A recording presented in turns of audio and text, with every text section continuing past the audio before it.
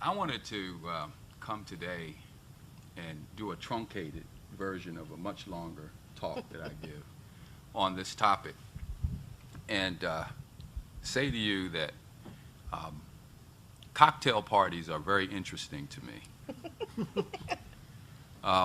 because you get to meet people for the first time. Also, sometimes it's on an airplane or a train or just walking down the street, supermarket. And if you have enough time with a particular person, invariably they'll ask, so what do you do for a living? And when they ask me that question, it could be a 2-minute conversation or it could be a 2-hour conversation. It could be 2 hours. I never give them 2 hours. Because they usually will say, well, what do you do for a living? I'll come back and say, well, I help people make good decisions about charitable giving. And they say, well, how do you do that? And they say, well, we have, ways of measuring how trustworthy charities are, and we put reports out. And suddenly a light goes off in their brains, and they'll usually come back and say, oh, so you're the person who tells me how much money a charity spends on overhead. And so now I'm in trouble because I can't just walk away from the conversation at that point. I have to sort of explain to them that, well, there's a lot more that actually goes into evaluating the performance of a charity, and overhead is maybe one measure, but it's a really ineffective measure if that's all you're using. And try to explain to them that our work actually goes into looking at how well the organization's governed, that they have a governing board that meets, that they are free of conflicts of interest, that they're evaluating the performance of the CEO and the organization as a whole, they're looking at the budgets, they're managing the finances, so a whole host of things that we use in our standards. And usually by that time, they're shocked. Because some point in there, I said something about, people actually get paid to work in nonprofits. And they're in disbelief sometimes that people actually get paid to work in nonprofits. And so by that time, I'm usually looking around the room for somebody to rescue me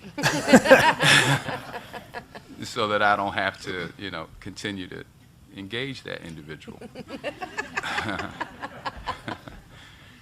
But it's tough, and it kind of got me thinking about where this whole notion came from, that we should be evaluating the performance of a charity based on how much it spends on overhead. And we did some researching and some digging, and the best we could come up with is it has to do with about 40 years ago when organizations were getting involved in somewhat direct mail, but also telemarketing. And the state regulators were going crazy because many of these telemarketing concerns were keeping a lot of the money for themselves, and very little was understood about acquisitions. And so the charity regulators were wanting to find a way to prescribe how much money would have to go to an organization out of a contribution. And they came up with this idea that if not enough, whatever the number was, and you pick a number, was spent on programs out of those donations, then a charity could not get registered in their states. Now, as you know, the Supreme Court later struck down all those laws, and charities can spend whatever they want on promotion. But the cat was sort of out of the bag because people wanted to know at that point how much money actually went to overhead. And even though the law didn't require charities to do it, charities kind of felt like we better give people the information that they want. And people began to reward them based on, how much money went to overhead. And so the overhead myth letter was sort of a way to begin to address this. And the real problem sort of came, and certainly can't blame GuideStar for this, but when the 990s became more accessible, it became very easy for us to find these numbers, right? Mm-hmm. You just go to the 990, there they are, and you can do millions of reports based on financial ratios very quickly, very easily, and the media loves them. It gets very popular. They were very popular measures. And so now all of a sudden we're stuck in this overhead evaluation world. Well, the overhead myth letter was an attempt to try to deal with this in some ways, to try to help people understand that if that's all they're doing, if they're only paying attention to what a charity spends on overhead, they're not really going to do a good job in scoring what a charity is worth, and probably end up making some bad decisions about which organizations to support. And so we came up with the letter, and it's gotten a lot of attention, which is good. And some of the outcomes have been kind of interesting too, some unexpected. For one, this work that you guys are doing here is really exciting. How you're looking into the ways that corporations are dealing with measurement of charities, and how their employees are dealing with measurement and performance of charities. I think that's really exciting.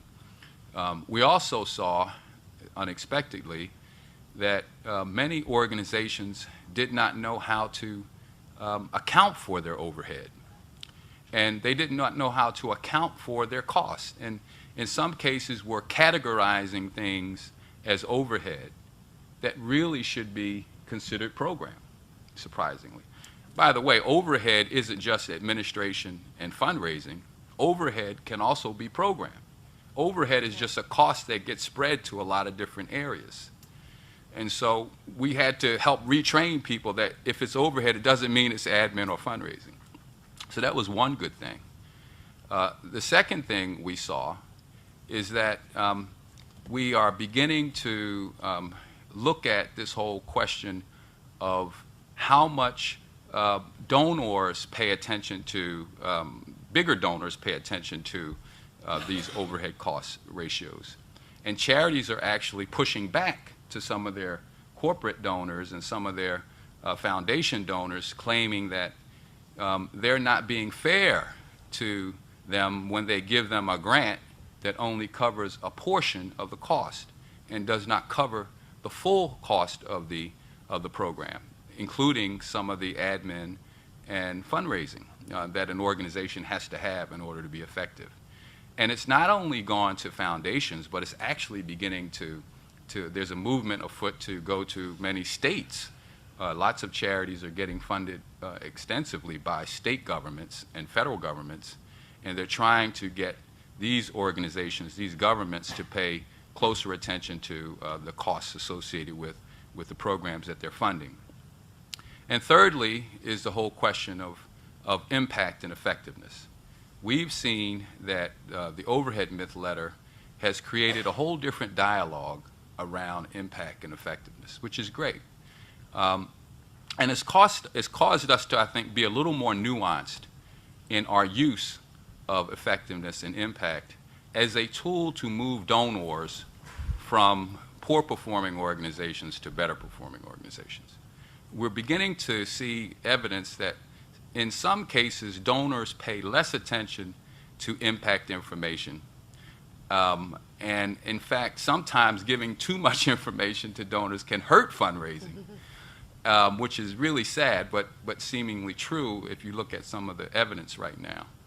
And so we're starting to help people understand that you also must pay a lot of attention to what donors really care about, which is how trustworthy are you.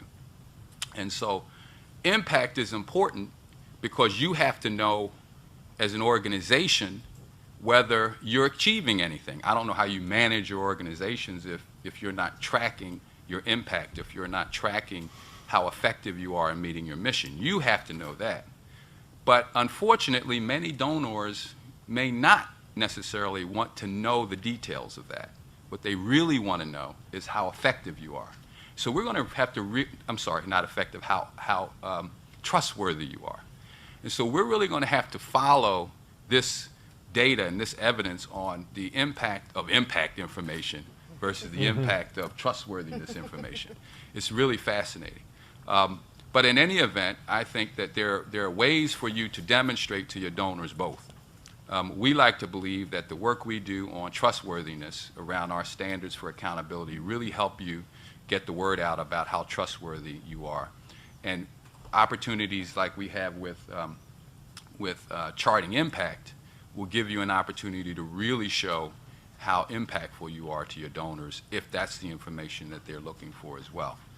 And so this is a shortened version, Steve, but Perfect. there will be plenty of other opportunities for us to get into this. And I hope that if you hear me having an opportunity to speak longer somewhere, that maybe you'll show up, or you'll just stop by our office or call me, and we can talk more in depth about it. Thanks.